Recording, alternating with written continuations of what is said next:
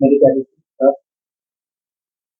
मेरे प्यारे, आज आपको हम पढ़ाएंगे जो हमारा कबीरदास है। कबीर हमारे हिंदी साहित्य में पहले रहस्यवादी माने जाते हैं। प्यारे, हम आपको कबीरदास की पदावली पढ़ा रहे हैं जो कि गे पद में है। ध्यान दीजिएगा मेरे प्यारे, हम आपको कबीरदास की पदावली पढ़ा रहे हैं। इसके पहले मैंने 2 पदावली आपको पढ़ा दिया है।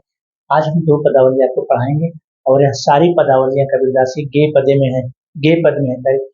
कबीरदास भक्तकालीन ज्ञान मार्गी निर्गुण काव्य धारा के ज्ञान मार्गी निर्गुण काव्य धारा के ज्ञान मार्गी शाखा के कवि माने जाते हैं। पहले नोट करना, जो हमारी कक्षा 11 के विद्यार्थी हैं, कबीरदास भक्तकालीन ज्ञान मार्गी शाखा के निर्गुण काव्य धारा के कवि माने जाते हैं। इसके अलावा निर्गुण काव्य धारा में कबीर है, संत सदना है, संत धन्ना है, सुंदर दास है, अर्जुन है, मलूक दास है और संत रविदास है। यह सारे कवि ज्ञान मार्गी शाखा के अंतर्गत कार्य आते हैं। जब आपको हम हिंदी साहित्य का इतिहास पढ़ाएंगे आचार्य रामचंद्र शुक्ल का, तो हाँ आपको क्लियर करा देंगे। ये हमारे 11 के बच्चे हैं। शब्दार्थ देख लीजिए। जो कठिन शब्द थे, जो कठिन शब्द थे, मैंने उसको नोट कर दिया है। टाटी माने होता है टटिया। टटिया का मतलब होता है जिससे कुछ चीजों के लिए रोक लगाया जाए। टटिया छत पर का रोक लगाया जाए। अभी भी गांव स्तर पे रूरल एरिया में यह सारी चीजें कार्य होती हैं। पर्दा लगा दिया जाए, टटिया लगा लिया जाए। और थूही माने होता है 2 खंभे जिन पर झोपड़ी का छत टिका होता है, उसको कहते हैं थूही। बलीडा माने होता है मोटी बल्ली या फिर बांस। बलीडा शब्दार्थ को देखिएगा, मैंने जो कठिन शब्द के पहले इसको लिख दिया है। जमपुरी माने होता है यमपुरी। जो हमारे यमराज जी हैं वो जमपुरी उसको कहा गया है यहाँ पर। और ये बूढ़ा, बूढ़ा माने होता है, बूढ़ा माने होता है वर्षा। सीना माने होता है छीण। छीण माने जो बिल्कुल जिसकी बुद्धि विवेक कम हो गया हो। बाद माने होता है बात, बाद। पंडित बाद बदनते कहते भाई बहुत ज्यादा बात न वाद विवाद न करिए, बदनते। गति माने होता है सदगति। मोक्ष माने होता है पाप माने अग्नि होता है। गति माने सदगति या फिर मोक्ष। दाझे माने होता है जलना। दाझे दाझे माने होता है जलना। तृष्णा माने प्यास। भूस माने भूख और सूखा माने होता है सुआ माने होता है तोता, सुआ जिसको हम अंग्रेजी में पायरेट कहा जाता है। सुरतय माने होता है याद। और विषय माने होता है विषय, ये पढ़ने वाला विषय नहीं, सांसारिकता। यहाँ कबीर की भाषा में विषय का मतलब होगा सांसारिकता, क्योंकि यह जो क्रय विक्रय का बाजार है यही तो सांसारिकता है। यहाँ जीव आता है और इस सांसारिकता में, इस क्रय विक्रय के बाजार में यहाँ फंस जाता है और फिर निकलने का नाम नहीं लेता है। इसीलिए तो कबीर ने उस इस जीवात्मा को उस परमात्मा से जोड़ने के लिए अपनी बात को बताया। प्यारे, अब हम आते हैं सीधे संतो भाई आई ज्ञान की आंधी रे। आए संतो भाई, संत का मतलब होता है जो साधु होते हैं, संत होते हैं। कबीर की भाषा में कबीर ने संतो कहा है। किसको कहा है? संतो। संतो का मतलब हुआ, संतों का मतलब हुआ मेरे जो संत थे, जो संत थे अर्थात जो साधु सन्यासी, उन्हीं को संत कहा है कबीरदास ने। संतो भाई अर्थात अय साधु भाई, अय सन्यासी भाई, ज्ञान की आंधी समय आ गई है। ज्ञान की आंधी का मतलब है, कबीर के कहने का मतलब है अय संतो भाई, अय साधु भाई, ज्ञान की समय आंधी चल रही है अर्थात ज्ञान की आंधी आ गई है। ऐसी ज्ञान की आंधी आ गई है अर्थात जिस आंधी के आने पर, वही यहाँ लिखा है कबीर ने कि भ्रम की ठाठी सबई उड़ानी। जो अज्ञान रूपी भ्रम हमारे अंदर बैठा हुआ है मेरे प्यारे, यहाँ कबीर के कहने का मतलब है कि अय संतो भाई, अय साधु भाई, इस समय ज्ञान की आंधी आ गई है। कैसी आ गई है? क्योंकि भ्रम की ठाठी सबे उड़ानी, अर्थात जो हमारे अंदर भ्रम रूपी, जो हमारे अंदर अज्ञान भरा हुआ है, जो हमारे अंदर अज्ञानता भरी हुई है, कबीर के कहने का मतलब है कि जो भी अज्ञान हमारे अंदर भरा हुआ है, उस अज्ञान रूपी आंधी को दूर करने के लिए ज्ञान रूपी आंधी चल पड़ी है। कभी पहले समझिएगा पहली लाइन को। कबीर के कहने का मतलब है कि ऐ संतो भाई, ऐ साधु भाई, जिस अर्थात उस अज्ञान रूपी आंधी को दूर करने के लिए, जो अज्ञान रूपी आंधी हमारे मन मस्तिष्क में, हमारे हृदय में, हमारे अंतस्थल में बैठ गई है, उस अज्ञान रूपी आंधी को दूर करने के लिए ज्ञान रूपी आंधी चल पड़ी है। तो आगे क्या होता है जब ज्ञान रूपी आंधी चलती है, तो होता क्या क्या है? भ्रम की टाटी सबई उड़ानी, अर्थात जो भी हमारे अंदर अज्ञान था, जो भ्रम का सारे विश्वास, जो भ्रम के जितनी भी सारी चीजें थी, वह सब उड़ गई। भाई जब ज्ञान, पहले जब ज्ञान फैलता है तो जो मन के अंदर अज्ञान होता है, इसीलिए तो जो हमारे पेरेंट्स होते हैं, जो हमारे माता पिता होते हैं, अपने बच्चों को विद्यालय स्कूल भेजते हैं ना, कि जो भी अज्ञान हमारे बच्चे के अंदर बैठा हुआ है, इसको जो हमारे शिक्षक हैं, जो हमारे टीचर बंधु होते हैं, वो अपने ज्ञान के माध्यम से पहले इसको दूर करने का प्रयास करते हैं। पहले इससे हम आपको अपने जो भी यथोचित हमारे अंदर ज्ञान है, उस ज्ञान से मैं आपको पढ़ाने का कार्य कर रहा हूँ। तो यहाँ कबीर ने लिखा है, क्या लिखा है कि भ्रम की टाटी सबई उड़ानी, माया रहे न बांधे। अर्थात जो या जो माया रूपी अर्थात जो अज्ञान रूपी हमारे अंदर दुर्गुण अवगुण भरे हुए थे, वह सब बिल्कुल दूर होने का कार्य, क्योंकि अब इस समय ज्ञान रूपी आंधी चल पड़ी है, और जितने भी हमारे अंदर अवगुण दुर्गुण अज्ञानता भ्रम सब कुछ भरे हैं, वह सब ज्ञान रूपी आंधी आने से अब दूर हो जाएगा। मेरे प्यारे दूसरी लाइन का अर्थ देखिएगा, अर्थात ज्ञान रूपी आंधी चल पड़ी है। ऐ संतो भाई, ऐ साधु भाई, इस समय ज्ञान रूपी आंधी आ गई है। जो हमारे अंदर अज्ञानता दुर्गुण अवगुण तमाम प्रकार के भ्रम इस शरीर के अंदर पड़े हुए हैं, वह सब अब उड़ करके अर्थात अब सब दूर हो जाएंगे। और यहाँ लिखा है तीसरी लाइन, माया रहे न बांधे। कहने का मतलब है कि अब हमारे अंदर जितने भी प्रकार के अर्थात उस इसी प्रकार से ज्ञान के सारे भ्रम टूट जाएंगे।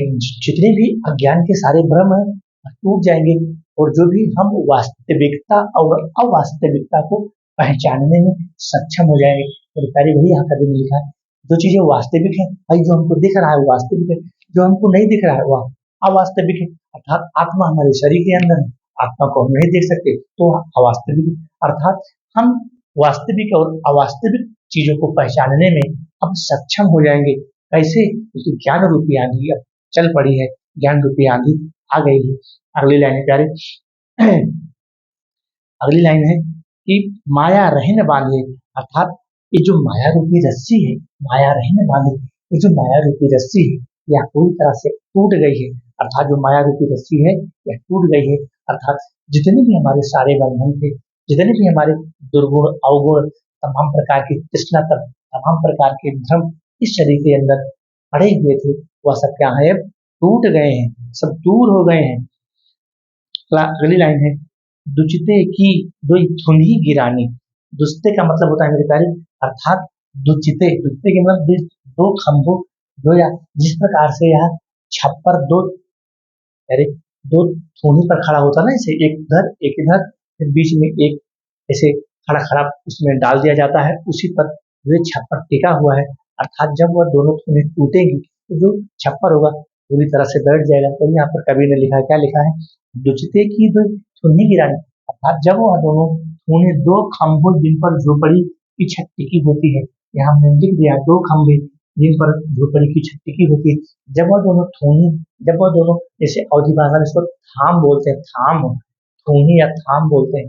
जब यह दोनों चीजें जब यह दोनों थूनी और थाम टूट करके गिरेंगे तो छप्पर नीचे को बैठ जाएगा। तो होता क्या है, थूनी गिरानी मोह बलीदा टूटा। बलीदा का मतलब होता है जो मोटी बल्ली या फिर जो बांस के सहारे जो चीजें रुकी हैं, जब वह टूटेगा तो छप्पर नीचे को गिर जाएगा। वही यहाँ पर लिखा है, कृष्णा छान परी पर ऊपर। कृष्णा माने होता है प्यास, कृष्णा माने क्या होता है, प्यास। इस प्रकार से कहने का मतलब है, अर्थात जिस प्रकार से छप्पर अर्थात जब वह छप्पर गिरता है ना, जब वह छप्पर घर के अंदर गिरता है तो उस छप्पर के गिरने से जितने भी सारे घर के बर्तन होते हैं, जितने भी घर के सारे साज सज्जा के सामान होते हैं, सब उसमें दब जाते हैं, सब उसमें पहले टूट जाते हैं। वही कवि ने लिखा है, कृष्णा छान परी घर ऊपर। अर्थात जब वह छान घर के ऊपर पड़ती है, अर्थात कृष्णा छान जो जो तृष्णा का मतलब होता है कि भूख प्यास, अर्थात वह भूख प्यास रूपी जब छान उस सामान के ऊपर उस अज्ञान के उस ज्ञान पर जब गिरती है, यानी कि जब उस ज्ञान पर गिरती है तो क्या होता है, कृष्णा छान परी घर ऊपर कुबुद का बांधा टूटा। कुबुद वो हमारा उपसर्ग है, अर्थात जो जितनी भी हमारे अंदर अज्ञानता होगी, जितनी भी हमारे अंदर बुराइयां होगी, जितनी भी हमारे अंदर कुबुद्धि होगी, वह सारी चीजें टूट करके अलग हो जाते हैं। अर्थात जब ज्ञान का प्रकाश फैलता है तो फिर अज्ञान मेरे कार्य अपने आप खिसकना शुरू हो जाता है शरीर से। जब ज्ञान आना शुरू होता है तो अज्ञान अपने आप धीरे धीरे खिसकना शुरू हो जाता है। वही यहाँ पर लिखा है कबीरदास ने, क्या लिखा है, कि जोग जुगुत कर संतो बांधी, मतलब कबीर के कहने का मतलब है कि उन्होंने जो योग और युक्तियां और सदवृत्तियों के माध्यम से, कबीर के कहने का मतलब प्यारे, योग जुगुत का मतलब तो कुछ युक्त जो करे भाई, कुछ योग जुगुत कर लो, अर्थात जिस योग और साधना के माध्यम से, या जिस योग और साधना के माध्यम से, सदवृत्तियों के माध्यम से, सद विचार के माध्यम से, सदवृत्तियों के माध्यम, सद विचार के माध्यम से, अर्थात जिस शरीर रूपी छप्पर का निर्माण किया था, वो यहाँ लिखा है क्या, योग जुगुत कर संतो बांधी, जो हमारे साधु सन्यासी भाई थे, जो योग और युक्ति के माध्यम से, जो जिस योग और युक्ति के माध्यम से, है, जिस योग और युक्ति के माध्यम से और सदवृत्तियों के माध्यम से जिस छप्पर का निर्माण किया था, वह क्या होता है, संतो बांधी निर्जु चुबे न पानी, अर्थात जिस प्रकार से उसको बांध दिया है, निर्जु मतलब वहां उस छप्पर के नीचे बिल्कुल पानी टपकने की संभावना नहीं रह जाएगी। कबीर के कहने का मतलब है निर्जु चुबे न पानी, अर्थात पानी के टपकने की संभावना बिल्कुल नहीं रह जाएगी। क्यों नहीं रह जाएगी, क्योंकि बहुत ही योग और युक्ति से, बहुत ही सदवृत्तियों के माध्यम से, सदवृत्ति सदबुद्धि के माध्यम से, सदवृत्ति के माध्यम से संतोवादी, अर्थात जो संत भाई है, उस छप्पर को बहुत ही योग युक्ति करके उसको बांधा है, क्योंकि जब उसके ऊपर पानी पड़ेगा तो फिर वह पानी नीचे टपकने का नाम नहीं लेगा।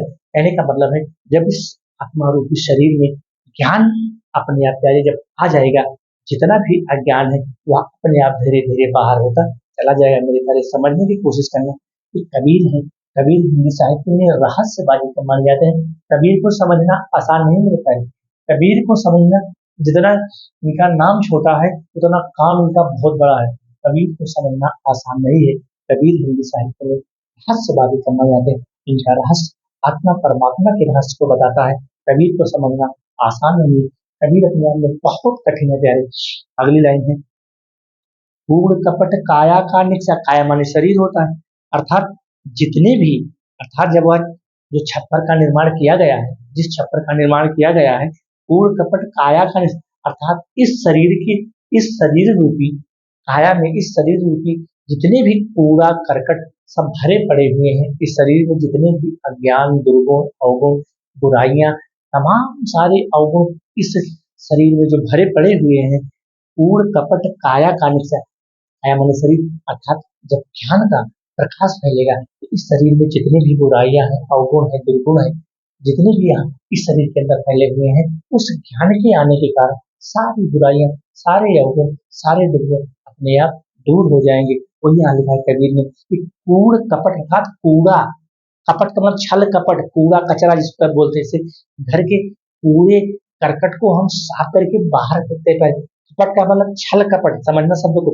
कूड़ कपट काया, जो काया है, जिसे कुछ लोग कहते हैं भाई तुम्हारी काया बिल्कुल बहुत नीच है, तुम नीच काया के हो, तुम झूठ बोलते हो, तुम बेईमान आदमी हो। वही यहाँ पर कबीर ने लिखा है, कूड़ कपट काया का निश्चय, इस शरीर के जितने भी कूड़े कचरे हैं, जितने भी अवगुण दुर्गुण भरे हुए हैं, जब वह शरीर से निकलता है, हर की गति जब जानी, अर्थात जब भगवान के दर्शन होते हैं, जब हरि के दर्शन होते हैं, जब परमात्मा के दर्शन होते हैं, जब राम के दर्शन होते हैं, तो इस शरीर में जितने भी अवगुण, जितने भी दुर्गुण, जितनी भी बीमारियां, अज्ञान रूपी जितनी भी बीमारियां हैं, तो प्रभु परमात्मा राम के दर्शन हो जाते हैं, अपने आप मेरे प्यारे सब निकल करके दूर हो जाते हैं। उससे प्यारे जब तुम परीक्षा में अच्छे से लिख लोगे, व्याख्या को लिख लोगे, साहित्यिक परिचय को लिख लोगे, पेपर देखिए जब कमरे से बाहर आओगे तो खुशी से ऐसे मुस्कुराते रहोगे। अगली लाइन है मेरी, आंधी पीछे जो जल बूठा, आंधी पीछे जो जल बूठा, है थोड़ा सा समझने की कोशिश करना। यहाँ बूठा का मतलब हो गया वर्षा, आंधी पीछे, जैसे आंधी आती है तो उसके पीछे जल बरसता है। तेज से आंधी आई, कैसी आंधी, ज्ञान रूप की आंधी। जब तेजी से आंधी आती है तो उसके बाद जब जल की बारिश होती है, आंधी पीछे जो जल बूठा, प्रेम हरि जन भीना, अर्थात प्रेम, अर्थात हरि माने भगवान, अर्थात प्रेम के, अर्थात प्रेम रूपी जब भगवान के, प्रेम रूपी जब हरि के जब दर्शन होते हैं, जिस प्रकार से आंधी के बाद जब जल की वर्षा होती है, यह पृथ्वी पूरी तरह से भीग जाती है, उसी प्रकार से जब इस शरीर रूपी आत्मा में भगवान प्रभु के राम के जब दर्शन होते हैं, उसी प्रकार से यह जो शरीर है बिल्कुल उस परमात्मा में, यह आत्मा उस परमात्मा में विलीन होकर के आत्म सुख के आनंद की प्राप्ति करती है। वही यहाँ पर लिखा है कि अर्थात ज्ञान की इस आंधी के बाद जब प्रभु के भक्ति रूपी जल की वर्षा होती है, ज्ञान की इस आंधी के बाद जब प्रभु के भक्ति रूपी जल की वर्षा होती है तो उससे क्या होता है, अर्थात पूरा शरीर, जो पूरी काया है, पूरा शरीर पूरी तरह से भीग जाता है।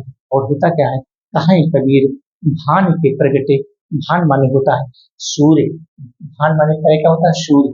हमने यहाँ नहीं लिखा था, इसको हम नोट कर देते हैं, भान, यहाँ नोट कर लेना। भान बड़ा सुंदर शब्द है, ये भान है, भान का मतलब होता है सूर्य, इसको नोट कर लेना, सूर्य। और इनको अर्क भी कहा गया है, क्या क्या कहा गया है, अर्क, अर्क माने भी सूर्य होता है, अर्क भी कहा गया है, फिर पिछले वाले पाठ में हमको मिला था अर्क, इसको नोट कर लेना। भान माने सूर्य, अर्क माने भी सूर्य होता है। वही यहाँ पर लिखा है, कबीर दास क्या लिखा है, कहें कबीर भान के प्रकटे, अर्थात जब भगवान सूर्य का उदय होता है तो होता क्या है, उदित भया सब सीना, सीना का मतलब, सीना का मतलब हो गया, यहाँ देखो सीना, सीना शब्द कहाँ है, यहाँ पर है, इस सीना अर्थात छेड़, अर्थात जितने भी हमारे अंदर अज्ञान है, इस शरीर के अंदर जितने भी छेड़ का मतलब जितने भी अज्ञान रूपी तत्व है सब क्षीण हो जाते हैं। ऐसे जब भगवान सूर्य का उदय होता है, जब भगवान सूर्य का उदय होता है, सारे अंधकार जिस प्रकार से दूर हो जाते हैं, सारे अंधकार जिस प्रकार से दूर हो जाते हैं, ठीक उसी प्रकार से प्रगटे उदित भया तम सीना, तम माने अंधकार, अर्थात भगवान सूर्य के उदय होने पर सारे अंधकार अपने आप दूर हो जाते हैं, सारे अवगुण अपने आप दूर हो जाते हैं। मेरे प्यारे, इसको समझने की कोशिश करना। यहाँ पर पंचमेल सदुक्कड़ी भाषा का सुंदर प्रयोग किया गया है, इसमें इसमें पंचमेल सदुक्कड़ी भाषा का यहाँ पर सुंदर प्रयोग किया गया है। कहीं कहीं अनुप्रास रूपक श्लेष अलंकार है, शांत रस है, कौन सा रस है, शांत रस का यहाँ पर सुंदर प्रयोग किया गया है, और सात गुण है, और मैंने बता दिया है कि सारी पदावलियां गे पद में है। अब हम आगे आते हैं, थोड़ा सा बड़ा है प्यारे, इसीलिए हम दो दो आपको पदावली पढ़ा रहे हैं ताकि वीडियो बड़ा ना होने पाए। पंडित बात बदनते झूठा, पंडित होते हैं बदनते, मतलब जो बोलते रहते हैं, क्या बोलते रहते हैं, पंडित बात बदनते झूठा, पंडित लोग जो बोलते रहते हैं, क्या बोलते रहते हैं, नीचे की लाइन में जो विद्वान लोग होते हैं, जो पंडित लोग होते हैं, यहाँ कबीर ने इनके लिए यहाँ पर प्रतीकात्मक शैली का प्रयोग क्या है, क्या क्या है प्रतीकात्मक शैली का प्रयोग, पंडित वाद बदनते झूठा, जो विद्वान लोग, जो पंडित लोग बोलते रहते हैं, क्या बोलते रहते हैं कि राम कहा दुनिया गति, अगर राम के कहने से यह दुनिया परमात्मा को पा जाए, राम के कहने से, तो यहाँ पर लिखा है, क्या कहा है कि अगर ईश्वर का नाम लेने से व्यक्ति को क्या मिल जाए, इस जन्म मृत्यु के आवागमन से मुक्ति मिल जाए, राम कहा दुनिया गति पाओ, अगर राम के कहने से, परमात्मा के कहने से, प्रभु के कहने से इस जीव को, इस शरीर को यहाँ इस जन्म मरण के चक्कर से आने से मुक्ति मिल जाए। कबीर के कहने का मतलब है कि अगर जो विद्वान लोग कहते हैं, जो विद्वान लोग होते हैं, जो पढ़े लिखे लोग होते हैं, जो पंडित लोग होते हैं, वो क्या कहते हैं कि भाई राम राम राम राम जपते रहो, अपने आप मोक्ष की प्राप्ति हो जाएगी। तो कबीर उसी पे प्रतीकात्मक शैली का प्रयोग किया है और आक्षेप किया है, यहाँ खंडन किया है कबीर ने, क्या किया है मेरे प्यारे, वही कह रहे हैं कि राम कहो दुनिया राम के कहने से यह दुनिया सदगति को पा जाती है, यह दुनिया को अगर सदगति मिल जाती है तो फिर खाड़ कहा मुख मीठा, तो फिर खाड़ कहा मुख मीठा, गुड़ कहने से फिर मुख क्यों नहीं मीठा हो जाता। एक जो पंडित लोग हैं, जो विद्वान लोग हैं, यही तो कहते हैं कि भाई राम राम राम राम जपते रहो, अपने आप मोक्ष की प्राप्ति हो जाएगी, कल्याण हो जाएगा, यहाँ सदगति को प्राप्त हो जाएगी। लेकिन कबीर यहाँ खंडन कर रहे हैं मेरे भाई, कबीर खंडन करें, क्या खंडन करें, अगर राम राम कहने से व्यक्ति को मोक्ष की प्राप्ति हो जाती है, ईश्वर की प्राप्ति हो जाती है, परमात्मा की प्राप्ति हो जाती है, तो फिर खाड़ कहा मुख मीठा, फिर गुड़ गुड़ शब्द कहने से मुख क्यों नहीं मीठा हो जाएगा। भाई हम गुड़ गुड़ शब्द कह रहे हैं लेकिन हमारा मुख तो नहीं मीठा हो रहा है, ये तो कबीर यहाँ खंडन कर रहे हैं। अगली लाइन है, पावक कहा पाँव जे दाझे, अगर अग्नि कहने से फिर हमारे पाँव भी जल जाने चाहिए। कबीर के कहने का मतलब है मेरे भाई, पाँव को माने अग्नि, पावक कहा पाँव जे दाझे, दाझे माने जलना, अर्थात अग्नि अग्नि अग्नि अग्नि कहने से फिर हमारे पाँव जल जाने चाहिए, लेकिन पाँव क्यों नहीं जलता, वो तो कबीर खंडन कर रहे हैं। क्या खंडन करें, जल कहीं तृष्णा बुझाई, और जल जल कहने से पानी पानी कहने से हमारी प्यास भी बुझ जानी चाहिए। भाई हम पानी के पास क्यों जाते हैं, नलकूप के पास जाते हैं, सबमर्सिबल के पास जाते हैं, कुएं के पास जाते हैं, तो फिर पानी पानी पानी पानी कहते रहो और प्यास बुझ जाए, लेकिन ऐसा होता नहीं है। वही कबीर यहाँ पर इन चीजों का प्यारे खंडन कर रहे हैं। इसीलिए तो मेरे प्यारे कबीर को समाज सुधारक, कबीर को रहस्यवादी, कबीर अपने आप में एक ऐसी बड़ी आत्मा है जिसको समझना बहुत ही कठिन है। इसलिए कबीर हिंदी साहित्य में पहले रहस्यवादी कब माने जाते हैं। कबीर ने कहा कि बरसे कंबल भीगे पानी, पानी बरसता है लेकिन कबीर ने क्या कहा है, कंबल को माना है कि बरसे कंबल भीगे पानी। कहती क्या है, उलटवासियां हैं कबीर की, उलटवासियां हैं कबीर की। अगली लाइन है, भोजन कहा भूस जे भाजे, अगर भोजन कहने से हमारी भूख मिट जाए, भोजन भोजन शब्द कहने से, भाई भोजन को तो गेहूं का उत्पादन करना पड़ेगा, चावल का उत्पादन करना पड़ेगा, सब्जी मार्केट से लानी पड़ेगी, उसको बनाना पड़ेगा, तब भोजन की प्राप्ति होती है, तब हम भोजन को ग्रहण करते हैं। यहाँ पे इसीलिए तो कबीर ने खंडन किया, क्या कहा कि भोजन कहा भूस जे भाजे तब सब कोई तिर जाए, अर्थात अगर भोजन को कहने से भूख मिट जाती है तो फिर राम राम कहने से हमें मोक्ष की प्राप्ति भी तो हो जानी चाहिए, लेकिन ऐसा होता नहीं है।